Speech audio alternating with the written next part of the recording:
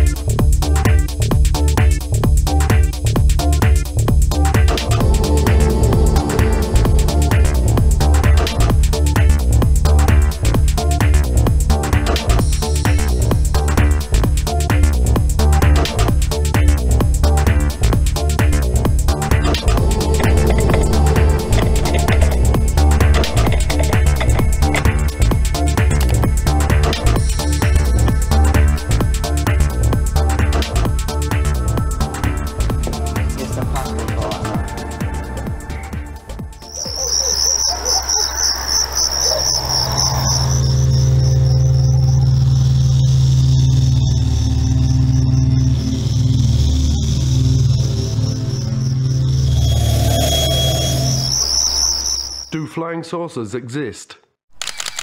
Are extraterrestrials real? Is there a government cover-up?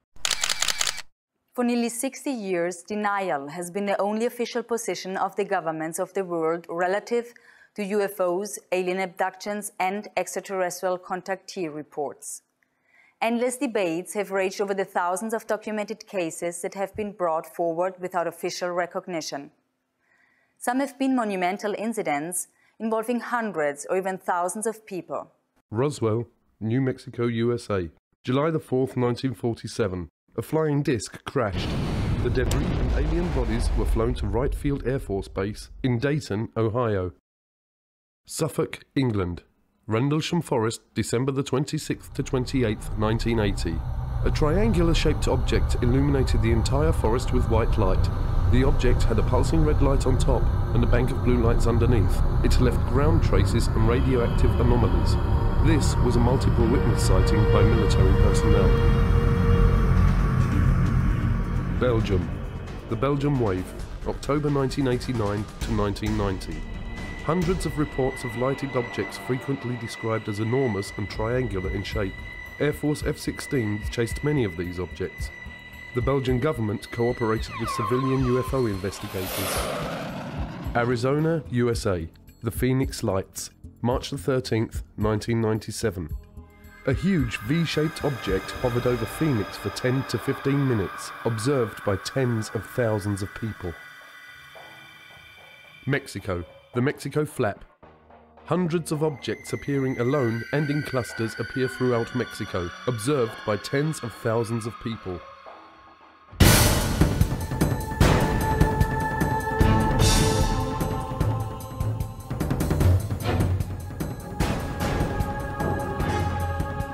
Flying saucers are real.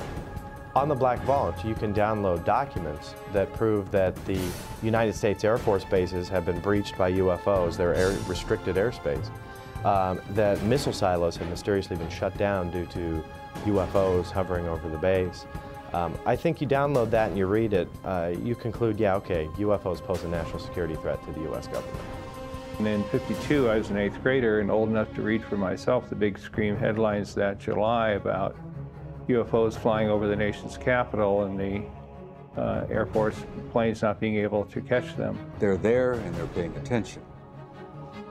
Incidents happened in the Soviet Union before it collapsed. Incidents happened all over the northern U.S., ICBM bases, where they came down, hovered over the silos, played hell with the electronics.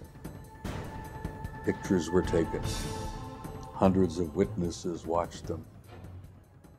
Highly classified. You'll never hear that, except from whistleblowers and big mouths like me. Well, while I was attending Northrop Aeronautical Institute and working for Douglas Aircraft in El Segundo, California, I had heard about George Adamski, and one of the Sunday newspapers, he had his story and his pictures of contacts, plus pictures of his ships.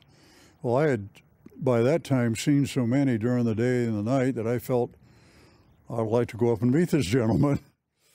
On the weekend, he would entertain people who would come to see him, military people, engineers, scientists, people from all walks of life. He had taken some beautiful pictures of the scout craft as well as the carrier ships. I went up to see him. He had a 6-inch telescope that he used to take the pictures of the flying saucers. And in using that scope, when I finished, I was just about to take my eye off the eyepiece when there was a blue-white streak that went by, and I jerked my head up to see if I could see it, and I didn't. And I looked at his 15-inch telescope dome, which was a couple of 100 yards from his house. And there was a big flare-up blue-white light, and then it kind of closed back down. No noise. First I thought it was an explosion, but it was a little slower than that. And there was an elliptical flying saucer. It looked to me like it was hovering above the ground. So I heard it increase its frequency, and it got brighter and brighter, and it was really pretty hard to look at. And it shot straight up until it looked like one of the stars. If you've ever been to Mount Palomar at night on a dark night, boy, they're big and bright. And it stopped for an instant, and then it shot over the horizon over San Diego.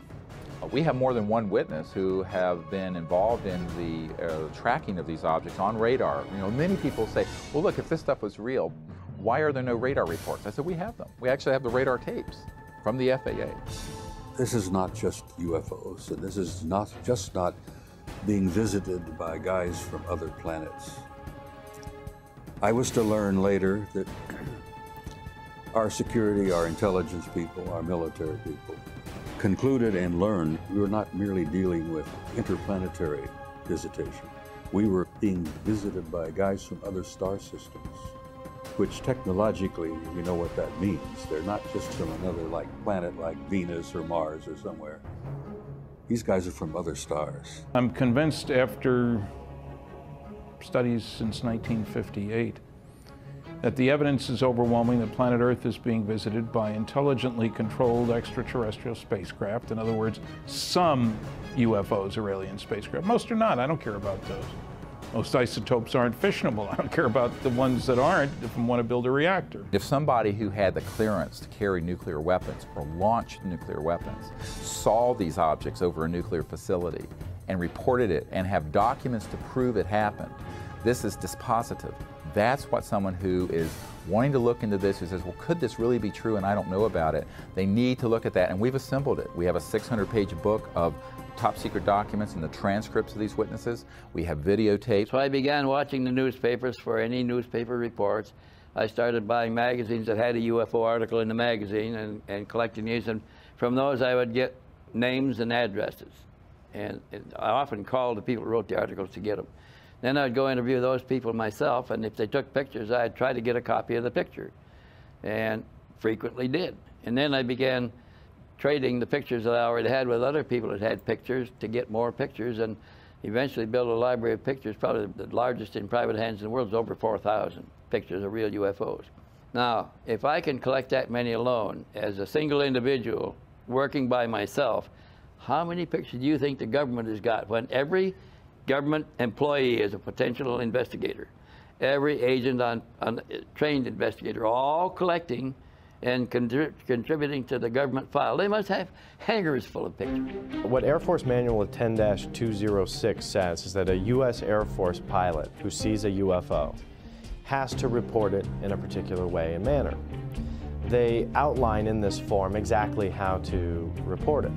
They say list the size, the shape, direction of travel, how big the object was, what were the wind conditions like. And you go through this big form and say, you know, your UFO sighting. The manual then goes on to state that you have to forward this to the NORAD installation. This is that one Air Force base that claims, oh no, we haven't collected these things since 1969. The problem is this form was last updated in October of 2004. In 1977, I proposed and became director of a proposed extraterrestrial communication study done in conjunction with the Jimmy Carter White House. Jimmy Carter, of course, had a close encounter with a UFO in the company of 10 members of the Leary, Georgia Lions Club in 1969 while he was running for governor of Georgia. While he was governor of Georgia in 1973, he had filed an official UFO report. It's now on the internet so everybody can see it. The 1976 U.S. presidential campaign was extraordinary because it was waged between Jimmy Carter. On the one hand, he's had a close encounter, and the first campaign waged on a platform which included a disclosure plank of sorts. Jimmy Carter was asked on various occasions, and this is documented, once elected, would he open up the extraterrestrial UFO files, and he said yes, he would. We have over 450 military and intelligence witnesses. They range from generals and brigadier generals to air traffic controllers and strategic air command personnel in the Air Force to civilian people in the FAA, the Federal Aviation Administration, to astronauts and cosmonauts. And it's an enormous database of people who have up close and personally seen UFOs or worked in those projects in their capacity as a government or military person. Even with the massive amount of pressure governments can exert to maintain the ongoing cover-up, people continue to come forward and tell what they have personally experienced. Like that, 15 miles in a fraction of a second. I disengaged the autopilot to push the nose over because we were at a collision course, and when I did, I just saw it head on. It's 300 feet in diameter. We knew that. We had a knowing, like somebody was telling us, 300 feet in diameter. So at that time, I heard a hell of a noise. And I said to Fred, what the hell was that? He said, well, the navigator and the radio man ducking fell, hit their head, one hit their head, hurt their arm, they were scrambling on the deck. So I thought it hit us underneath. So I said, well, where in the hell did it go?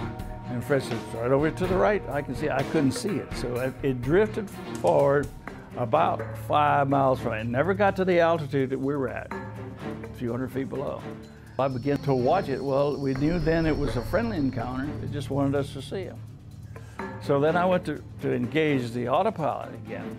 The magnetic compass was doing like this. And the bird dogs, which is direction finders, the two bird dogs, they were pointing right at this thing, just vibrating like this. And there was a lot of electrical things in the airplane that went haywire. So I told Fred, did you see that coming? He says, it was close, it was doing this. And so I went back to the vacuum operator. That's the old airplane, the vacuum operator, hydraulic operator control, so I go back to that. So then we sat there and watched it for a while, because it just paced us, stayed with us. And so the other crew wanted to land at large engines, so I had to send back, they came forward. Al Jones, which was the original plane commander, took my seat. And it was still there, he was watching it. And as I was walking back aft, he decided he was going to chase it. And so he disengaged. When I get back aft, I wanted to see how the passengers were doing. They're all on the right-hand side. They could see it underneath the wing. And then, I recognized the doctor back. He was a psychiatrist out of Bethesda Naval Hospital, plus a lot of other things. So I said, I better talk to him first. So Cornell said, did you see what we saw, Doc? He grinned at me and looked me straight down. Yeah, and he says, yeah, that was a flying saucer. I didn't look at it. I don't believe in such things. When I was 16 years old, I was walking down the street in Arlington, Virginia, and saw 7 red light type UFOs over Washington that made headlines around the world. And since then, I've seen 8 alien vehicles on 8 occasions. The sightings I've had are more things flying right by or bluish-green orb things. I've had 5 sightings. Never reported them because I don't need the grief. But the trick is you can't mention the company name or be in company uniform. 2 of my friends, excellent pilots. One of them was a famous pilot, and they both got fired for doing interviews like this, but they were in uniform. Since I've been a child, I'm looking up into the sky thinking, is there more than just us human beings in this huge universe? And now I do believe there is more life forms, different life forms, and more dimensions than we can perceive. I've had several sightings. Probably the closest sighting would have been back in 1974. I was driving back between Ottawa and Montreal, going towards Montreal. And I remember going on the highway, and we came within literally probably several hundred feet of a huge, huge ship. And at first, we were driving away here, and I'm thinking, am I really seeing this? And we slowed down and sort of peeked out, and an enormous, enormous ship. I would have to say that it was two, three times the size of a 747. And it completely silently glided over across the highway, and we saw it go off into the distance. So there was no mistaking that that was not anything at that time that would have existed conventionally or militarily. I was a lieutenant from the Bulgarian Air Force. My plane was MiG-21. What I believe there is much more going on than we can see with our naked eye. Being in the 3rd Battalion, 7th Marine Regiment, we were pretty active. We were on the East Coast in an area called the Punch Bowl, which was just down the road from Heartbreak Ridge. We had a lull in the fighting, so we just sat around and played poker. And somebody looked up and said, "What the heck is that?" We all looked up, and there was, it looked for all the world like a chrome hubcap setting up above us. And if you looked at it, it kind of had a watery, shimmery look and a little bit bluish white periphery. And from time to time, it would appear to be elliptical and sometimes circular. So imagine it was rocking a little bit. And it's just a hint of a dome sometimes on it. But we watched it, and our colonel came out and took a look at it. He made a phone call. Pretty soon, 4 F-86D model Sabre jets came out, and they tried to get to the object. And it appeared that they hit some barrier that you couldn't see, because they would stall out and do a 1.5 turn spin and then pull out at the bottom. Flying saucer finally decided to leave and got very, very bright. And it was pretty difficult to look directly at it. But it rose straight up and it went through the overcast. Now, when it went through the overcast, there were 3 black rings that radiated from the flange of the craft and went from the flange of the craft all the way over the horizon with no sound at all. And what it looked like was somebody dropping a pebble in a glassy pool of water, and the rings were spreading out.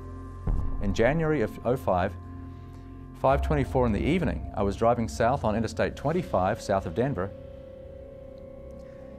and I see this black object coming up the road, above the road, in the sky. And I thought, that's curious, what is that? As I get close, as we close, I see that it is a solid object. I thought it might have been Canadian geese for a start. I thought it might have been a piece of plastic blown up in the breeze like a kite.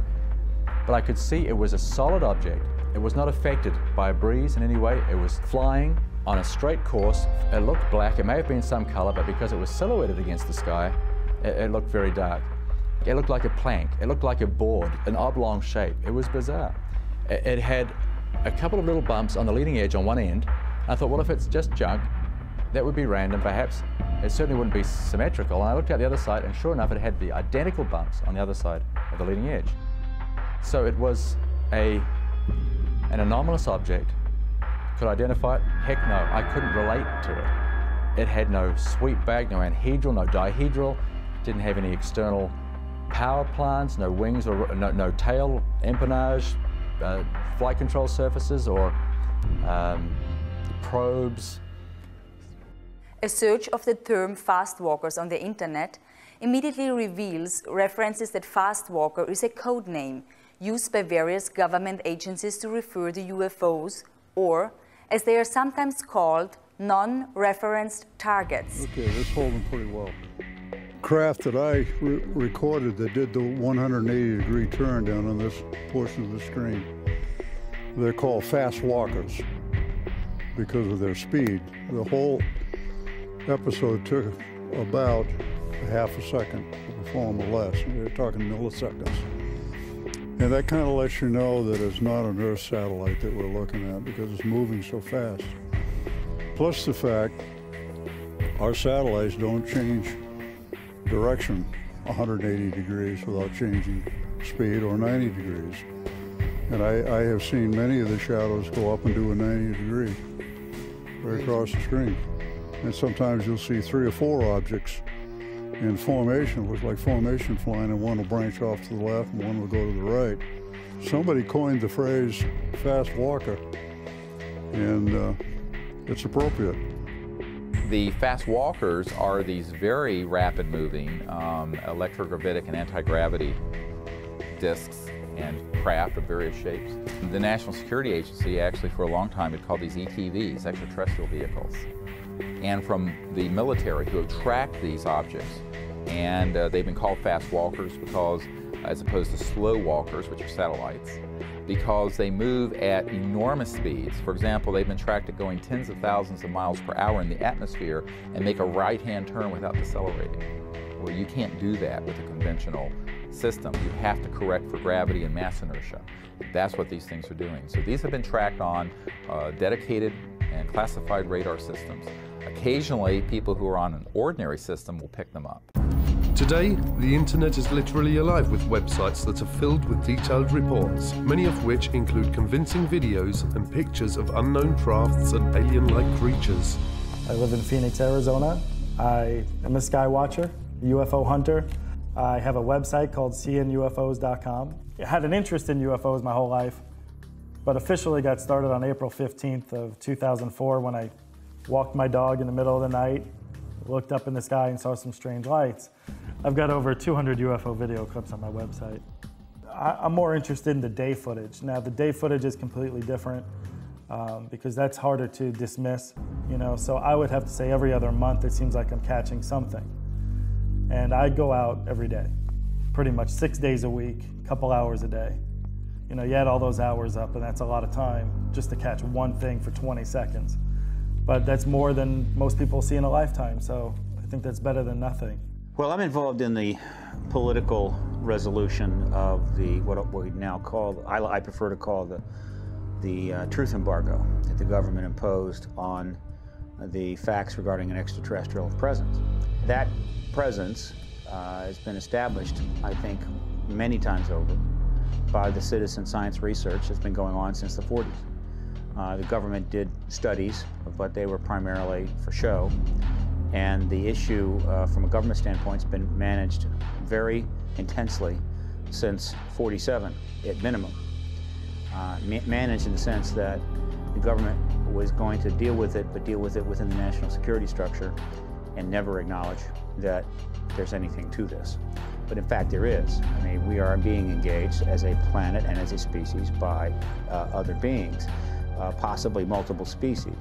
This has just been proven beyond any doubt at all. Anyone who reads the research who isn't compromised by being either an idiot or in the employ of the government management of the issue can only arrive at one conclusion. The evidence is overwhelming. Videotape, daylight discs, nighttime discs, photographs, direct pilot sightings by the thousands, millions of sightings around the world, direct testimony from direct government involvement. And of course, you've got an entire contactee body of evidence that's now in the tens of thousands of reports. Now, like never before, astounding events are transcending national and geographical boundaries, currently happening in Brazil and Mexico. Unprecedented UFO sightings are sweeping the entire area of South and Central America. Does the key to understanding UFOs and aliens and their relationship with each of us lay in being able to simply perceive what is in a higher spectrum, like seeing the infrared range or other dimensional frequencies? Images gathered from infrared cameras in Mexico and the special cameras used in Brazil seem to indicate that the aliens and their crafts may in fact be all around us. Jaime Maussan is one of Mexico's foremost journalists. Internationally known and respected for more than 3 decades of journalistic work, his investigations and reporting in the UFO field have made him an icon to UFO researchers worldwide. Jaime's weekly network television show, 60 Minutes, in Mexico reaches millions of people each week and regularly carries segments on the subject of UFOs. This flap has been recorded in video. It means that we have evidence to prove that something is really happening in the Mexican Republic. The video camera had become the most important instrument to really capture this new reality. Even the Mexican Army, the Air Force in Mexico, recorded UFOs. That the video was given to me, and I released that to the world. In that case, that happened on March the 5th, 2004, the soldiers were able to record something that they couldn't see with their own eyes. And that's amazing. That was the first time someone recorded something that they weren't able to see.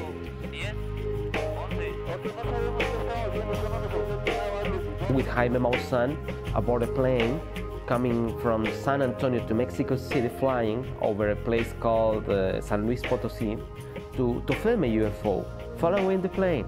It was detected by the radars and I have everything on film. So for us it's normal. Maybe because we're searching for it. Maybe because we are trying to look for this reality. Maybe they are following us. I don't know, but it happened to me that at least 50 times, maybe more.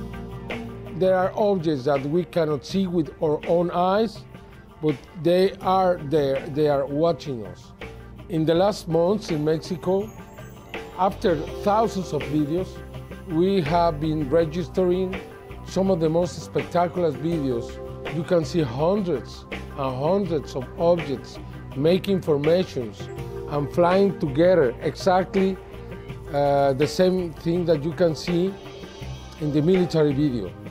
These formations moving at the same speed, in the same direction, at the same altitude.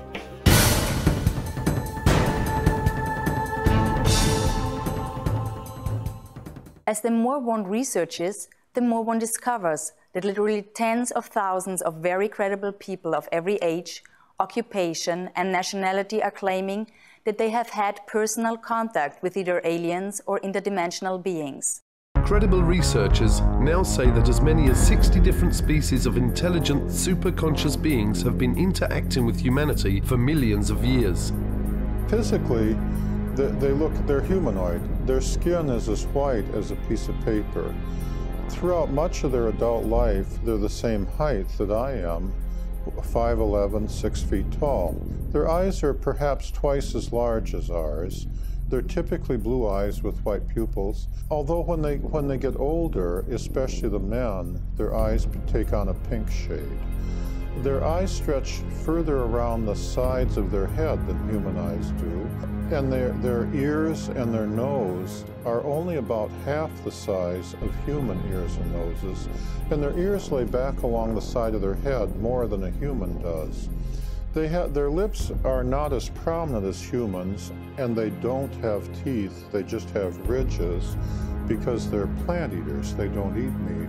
How can we know for sure exactly how many extraterrestrial races are visiting us or interacting with humanity?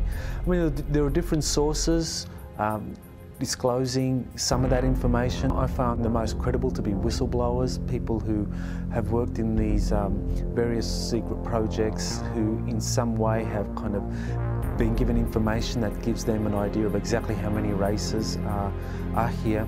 One of those sources is a sergeant who worked for 22 years in the Air Force, Clifford Stone, and he was involved in these top secret projects that involved the retrieval of crashed discs.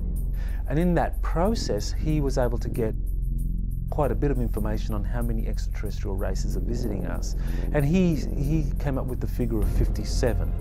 Others have come up with slightly more. Another prominent whistleblower or a former employee of the CIA is John Lear, and he talks about over 60 races that are visiting the Earth.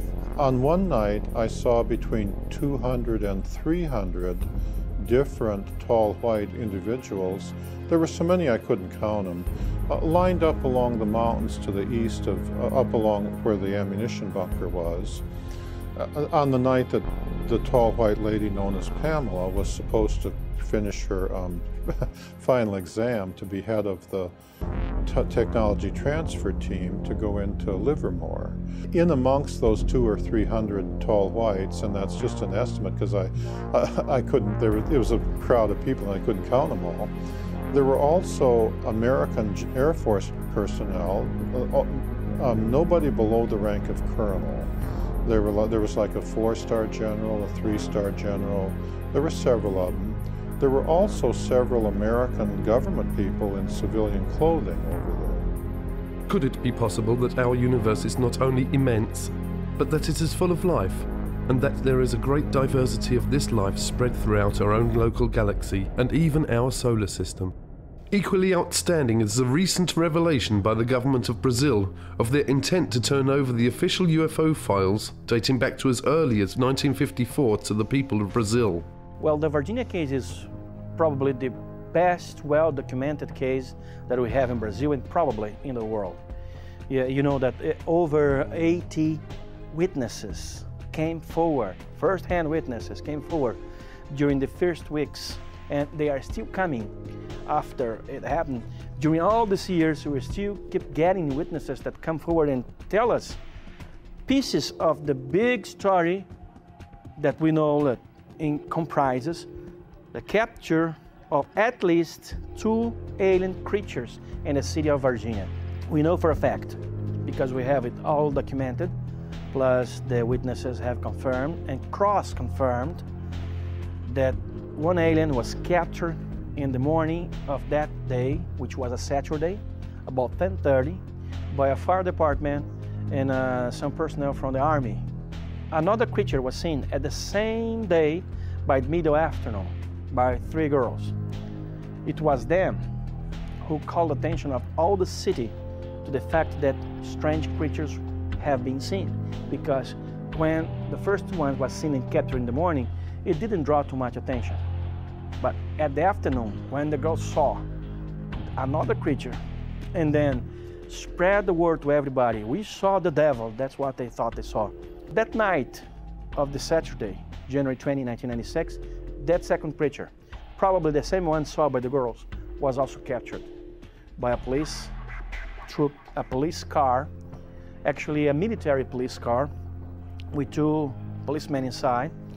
The one who was sitting in a passenger seat was Marco Elixerezi, and he was lucky enough to be the one who spotted the creature and grabbed it with his bare arms, bare hands, got back to the car, put the creature in his lap, and took to the hospital. 25 days after that, he died on February 15 of some bacteria attacks, proving that his immunodeficiency system was absolutely destroyed. And Army personnel and authorities kept it all secret for lots of time until the UFO researchers started protesting along with the press, and we did so much pressure that eventually information was released about it. The exobiological aspect of the probability of life out there has actually increased over what it was in 1950. And the indication that there may be ways of traveling faster than the speed of light so that, hey, they can get here from there. Doesn't mean that they're coming in 5 minutes or they're coming every hour or every day, but you know, they might be able to traverse huge distances in a period of weeks or months or something instead of spending hundreds or thousands of years. Well, look at the UFO sightings. Maybe they provide the answer that they are here. There was talk in the war room about a study that was underway. And this study became initiated in 1961 as a result of an event that occurred early February in 1961, where a flight of unidentified objects were flying from the Soviet sector to the east over the Warsaw Pact, toward the west over the NATO lines. These objects were very high, they were very fast, they were in formation, they appeared to be circular in shape, and they were obviously under intelligent control. They came in a formation of what appeared to be almost 100 of them. And they flew in formation at a high rate of speed from the east over NATO, over the Channel, southern coast of England, where they turned, flew north and disappeared from NATO radar over the Norwegian Sea. We found out that the Soviets had gone on alert, the Warsaw Pact had gone on alert because they picked them up. All of our Air Force and radar sensory devices picked them up. NATO thought those objects belonged to the Russians. We found later that the Russians thought they belonged to us. Both forces were to find out later that they didn't belong to any of us, that they belonged to somebody else. And of course the big question is, who the hell do they belong to? Who are they? What are they? Where are they from? They demonstrated incredibly high technology. They were not jets. There were no contrails. They were circular, they were metallic, they were in formation. They moved, obviously, under intelligent control.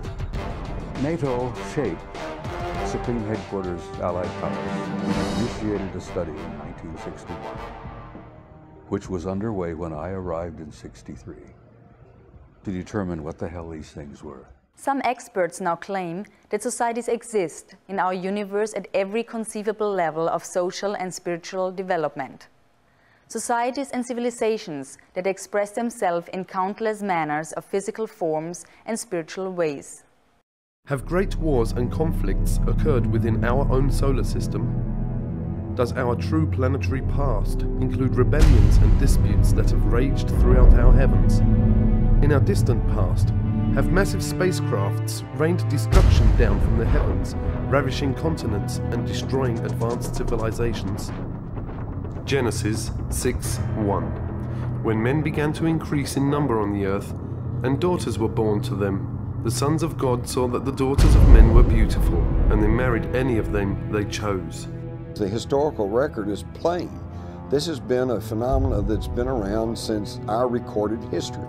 The Vedas, the Hindu Vedas, which are among the oldest writings in the world, talk about the flying Bhyamas and how that they were used to launch weapons and blow up cities and all this stuff. You know, again, we've got Ezekiel, and it just goes all the way back.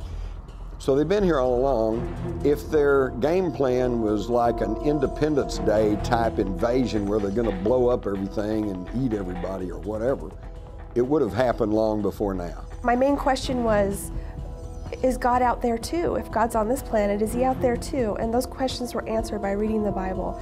And that really set me on this journey to understanding the abduction phenomenon. What is the reasoning for this?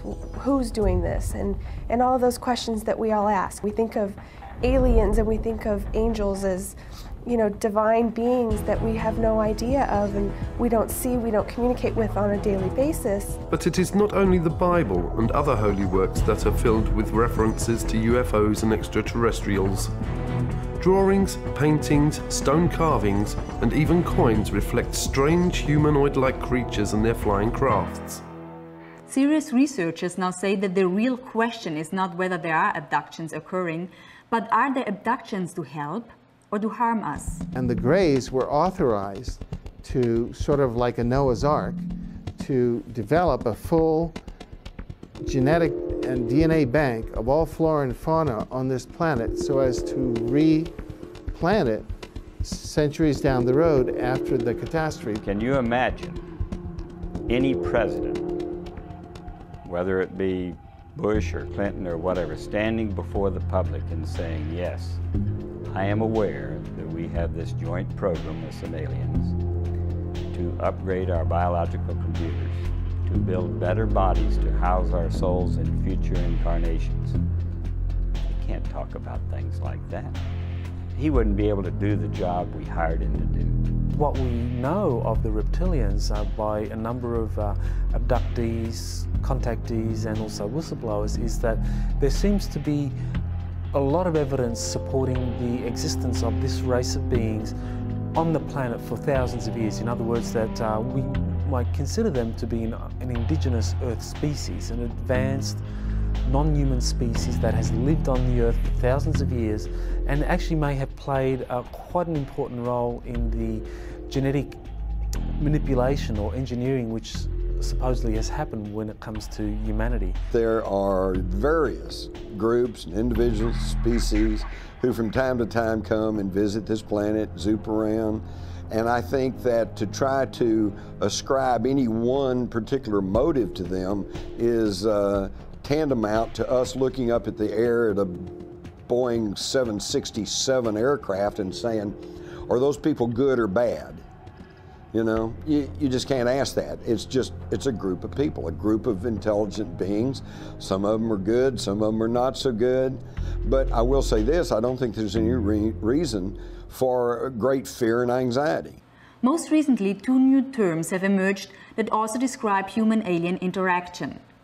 The most widely used is the word experiencer for those who have had some sort of experience, good or bad, and participator, which has been coined to explain the cases where the individual may have been an abductee originally, but has transcended that situation by now volunteering to participate with his abductors. My contact with extraterrestrial intelligence occurred when I was aboard my sailing boat in Hawaii in the Honolulu harbor. And it was early one morning. It was about 5 o'clock and I had gotten up early and I had gotten a cup of coffee and I'd gone back to my bunk and I was just laying there completely dressed, trying to just look at the beautiful sunrise that was occurring through the large skylight above my bed. Then suddenly the most incredible energy enveloped me and the whole room began to like glow and glisten and a beautiful woman materialized right next to my bed. And at first I thought I was dreaming or hallucinating. And I said, you can't be real. And she said, well, I am. And I said, well, why are you here? And she said, I'm here as a representative of a group of friends that want you to come to a briefing. The room was lit up completely, but my eyes were closed. I knew somehow not to open my eyes. There was something telling me, don't open your eyes because you won't like what you're going to see.